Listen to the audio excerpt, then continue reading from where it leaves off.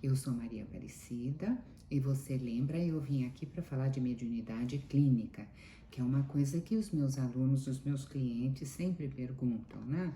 Mediunidade, nossa, coisa de religião. Depende, muitos são os olhares, muitos são os caminhos. Se você pensar mediunidade como uma sensibilidade, aí você já ampliou, você deu um passo para mais, porque o artista, ele tem uma sensibilidade grande. O pintor, nossa, você contempla lá os Renoir da vida, você olha e fala, meu Deus, que coisa bonita. É aquele olhar que ele dá, não é? Então, o olhar que se tenha para a mediunidade, eu tenho um olhar clínico, porque eu sou professora, eu pesquiso, mas eu não comecei pesquisando dentro de uma clínica, eu comecei lá no centro, lá atrás, né? E aí você vai olhando aquele universo, mas eu olhava aquele universo de manifestação com olhos de professor. Quero entender, e entender é uma coisa assim muito forte na minha vida, na minha cabeça. Então eu quero entender mediunidade.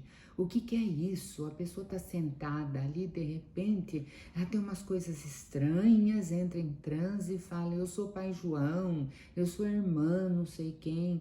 Então, isso me instigava muito, isso mexia muito lá dentro.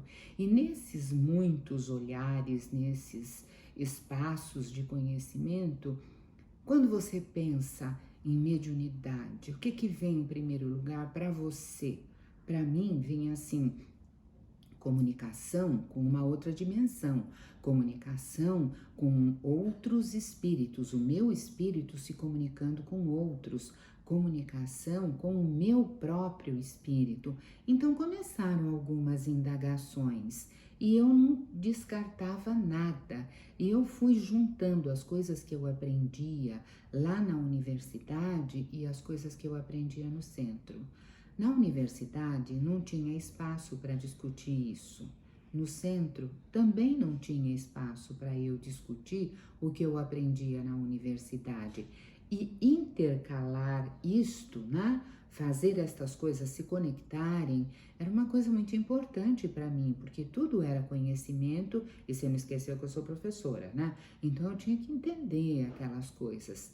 Então nessa busca, a primeira coisa que você busca quando você encontra, quando você vai para o divino, quando você vai para outra dimensão, quando você vai para o sagrado, não importa o nome, que você saiu desta dimensão e amplia a tua pesquisa, o teu pensar, a primeira coisa que você usa para isso é o teu psiquismo.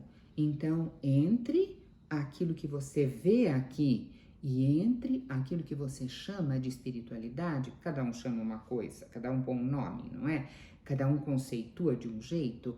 Então, entre o aqui e esta outra dimensão está o seu entendimento. Esse entendimento, né, é feito do seu psiquismo. Tem o que você entende, tem o que você vem trazendo dentro de você, as suas tendências, tem o que você já conhece. Então, a sua memória, a sua emoção, o seu pensar, a sua vivência.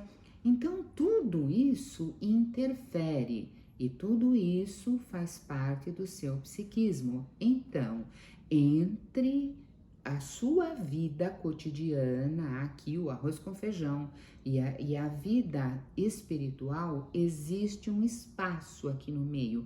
Esse espaço é o seu psiquismo. Então, para eu entender mediunidade, eu precisava entender o psiquismo das pessoas. E como é que a gente entende o psiquismo das pessoas? Fala assim, quer entender? É preciso, é preciso querer, mas é preciso estudar. Então eu fui estudar. Como é que funciona a cabeça lá dentro?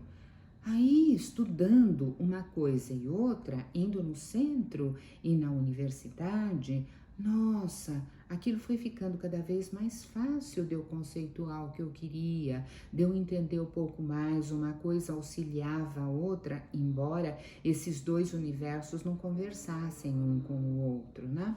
Então, tá bom, vamos ver como que é isso.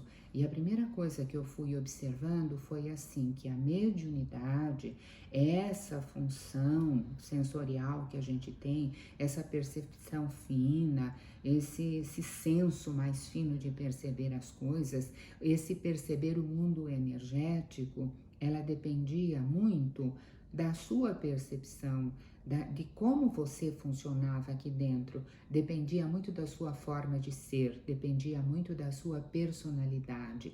E aí eu comecei a entender que mediunidade e personalidade eram coisas que andavam juntas. Era um parzinho de coisa que andava junto. Se eu quisesse cuidar da sua mediunidade, eu precisava também conhecer a sua personalidade. E aí eu pude criar um espaço, eu pude criar um espaço físico, uma clínica física, onde nós trabalhávamos assim. Na faculdade não dava para fazer isso, no centro também não tinha espaço para fazer. Então eu criei uma clínica, mediunidade clínica, um lugar onde você estuda a pessoa e a manifestação que ela tem mediúnica.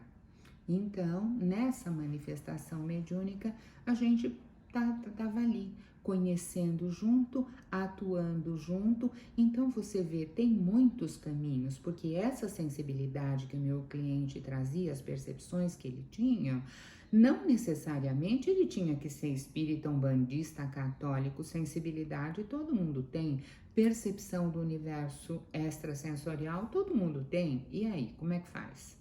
Aí é que nasce, desse pensar, é que nasce mediunidade clínica. Se você entendeu, ótimo. Se você não entendeu, você escreve para mim que a gente torna a falar. Hoje ficamos por aqui. Fica com um abraço grande.